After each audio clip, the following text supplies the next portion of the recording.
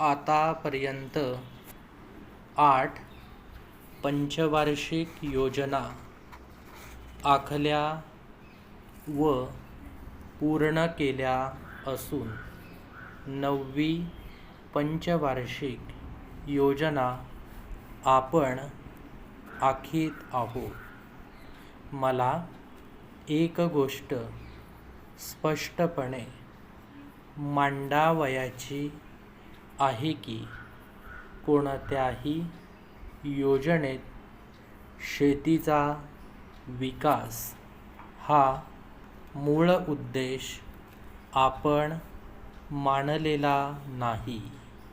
बिगर शेतमालाच्या किमती वाढत आहेत, परंतु धान्योत्पादन वाढत नाही. ते वाढविण्यासाठी सरकारने पावले उचलणे आवश्यक आहे. महाराष्ट्र नेहमीच अन्नधान्याच्या दृष्टीने तुटीचा प्रांत राहिलेला आहे. ही तूट भरून काढावयाची झाली तर प्रयत्नपूर्वक धान्योत्पादन वाढविले पाहिजे.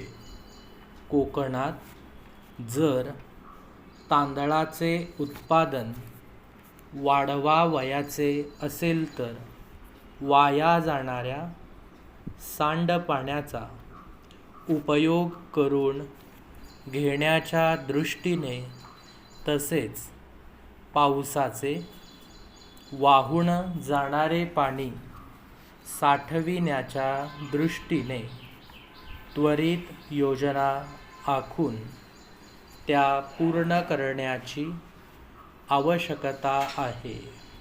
त्यामुळे भाताची एका वर्षात 2 पिके काढता येणार आहेत. परिच्छेद.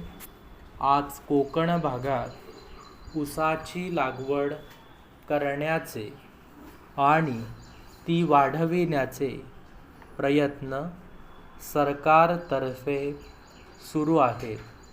वस्तुतः साखरेचे उत्पादन वाढविण्यापेक्षा जनतेस पुरेसा तांदूळ खावयास मिळाला पाहिजे, ही आपली दृष्टी असली पाहिजे. अन्नधान्याचे उत्पादन वाढविण्यावर आपण भर दिला पाहिजे. या गोष्टींकडे सभागृहाचे लक्ष वेधण्याकरिता मी हा ठराव आणला आहे.